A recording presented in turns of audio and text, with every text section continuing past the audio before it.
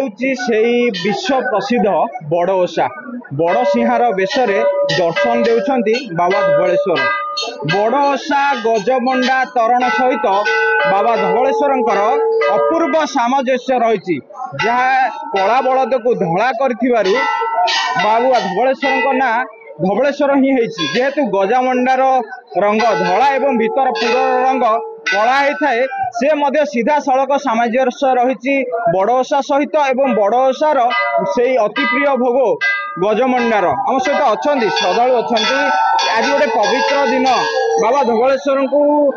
ଦର୍ଶନର ସୌଭାଗ୍ୟ ଲାଭ କଲେ। ଯେହେତୁ ଆଜି ବଡ଼ ସିଂହାର ବେଶର ଦର୍ଶନ ଦେଉଛନ୍ତି, ବର୍ଷ ଯାକ ଅପେକ୍ଷା କରି ବସିଥାନ୍ତି ଆଜି ଦର୍ଶନ ବାବାଙ୍କୁ କରିବେ। କେତେ ଶାନ୍ତି ଲାଗେ आज्ञा कहतुनि से आत्मार पूरा शांति आसे माने भगवान आशीर्वाद नथे दर्शन भी मिले प्रथम आसिक आग लिंग दर्शन कली पुणी पुनर्बार पुणी जाकि बड़ सिंहार बेस भी दर्शन कर पुलिस भाई मानकर शांति श्रृंखला जेहेतु आम पूरा धाड़ी में रही भल भाव दर्शन पाऊँ। आज्ञा आज आम हूँ कटक बासिंदार आज ही बड़ ओषा किंतु अन्य जेकोसी जगह काली बड़ ओषा आज आमर सब बड़ पर्व आउ गज बस ठाकुर इच्छा भगवान आशीर्वाद थिबारु आज आम ठाकुर दर्शन भलरे पाइलु से बड़ मोर सौभाग्य। निश्चित भाव ये जो देखुंटे टिके सहयोगी की अनुरोध करी देखे जो दृश्य देखुंटे ये जो भली भाव जन समागम होती पवित्र पीठरे जो भली भाव गहली लगी कोठना कोठी आपण मैंने निहाती देखी पारुथिबे जो अपूर्व मिलन रही ये वर्ष तमाम श्रद्धालु मैंने अनेक बसी था यही दिन आसब एवं पवित्र जो आज बड़ ओषा पड़ब पीठरे रही व्रतधारी और श्रद्धालु मैंने बड़ ओषा व्रत संपादित करेंगे और गजभोग तरण को प्रसाद रूपे पाइबे से नहीं गोटे अपूर्व परंपरा रही अपूर्व जहाँकि रही धबलेश्वर सहित जड़ित रही आम सहित अच्छा जन श्रद्धालु अच्छा आज्ञा कहे आज गोटे अपूर्व दिन जोटा कि सेतिकी भाग्य नथिले आज बाबा को दर्शन लाइबा संभवपर नुहे कौन कहे बाबा महिमा विषय बाबा महिमा कही हम ना बाबा आशीर्वाद दर्शन कर सका सका 4टा रात पहुँचे बाबा महिमा शांति लगे शांति कहले न सर बाबा आसले सब शांति अटोरी फेरी आसे। निश्चित भाव में आम सहित अच्छा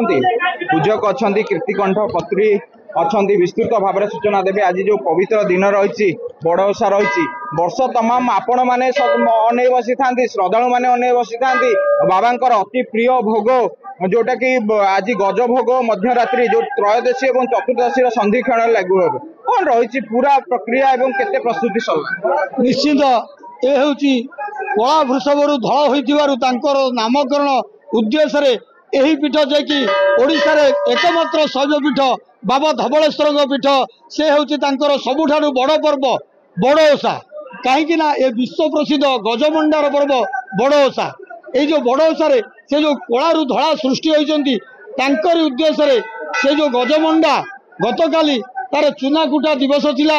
आज हूँ से गजमंडार पर्व गज बड़ ओषा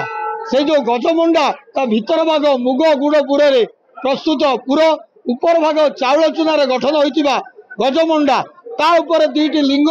सदृश आकार रही है से लिंग शब्द कहती गजमंडा। निश्चित बाबा धबलेश्वर होती डाकिले ओ कला ठाकुर कला नंदी धड़ हो से नामकरण धबलेश्वर बाबा को जी जहाँ मानसिक रखी था बाबा समस्त मनस्कामना पूर्ण करता निश्चित गोटे सौभाग्यर कथा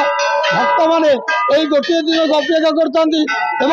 पूजक समाज गोटे दिन को अपेक्षा करता जो भक्त मैंने आज दिन में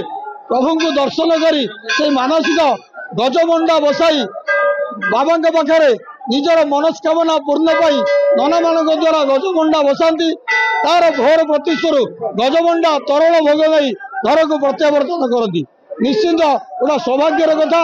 बाबा धबलेश्वर महाप्रभु होती डाकिले ओ कला ठाकुर तेणु बाबा को दर्शन करूँ पुलिस प्रशासन एवं पूजक समिति एवं आमर देवतर विभाग बैठक में श्रद्धालु भक्त मैंने कंक्रीट सेतु दे धाड़ी बांधी बाबा को दर्शन कर पूजक मैंने शांति श्रृंखला सहित बाबा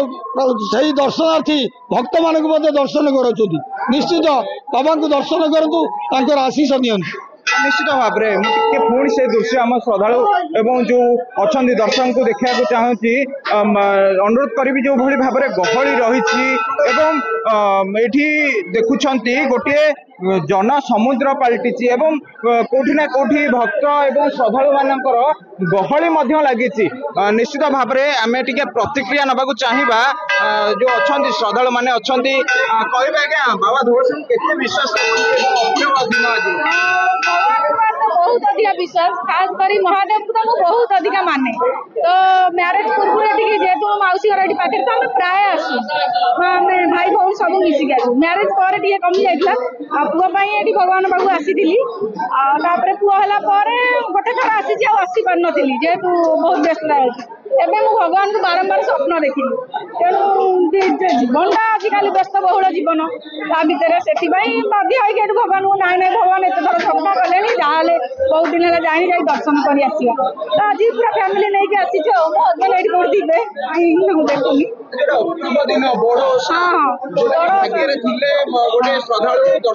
एक्चुअली बहुत सारा गहली हुए आज गहली कम अच्छी भगवान दर्शन एक्चुअली बहुत भले रोचे आप बहुत अधिक गहली हुए पेला पेला भितर बहुत डिफिकल्ट हुए ये दर्शन करवा पूरा घंटा घंटा अपेक्षा कर बहुत आज बहुत भल लगे कि बहुत फांका अच्छी बहुत भल दर्शन हो निश्चित भाव शुणुले पुणी से देखुं जो गहली दृश्य रही जो पीठ संपूर्ण भाव में गोटे प्रकम्पित हो जो बड़ ओषा रही आज मध्यरात्रि एवं त्रयोदशी एवं चतुर्दशी जो संधि क्षण रही से संधि क्षण में बाबा धवलेश्वर पाखरे लगी हेबर अति प्रिय भोग गजभोग एवं तरण से गजभोग तरण पाई श्रद्धालु माने निजर व्रत को उद्यापित करेंगे और निजर गंतव्य स्थल में फेरीजे। आठगढ़ धवलेश्वर पीठर विरूपाक्ष प्रधान न्यूज 7।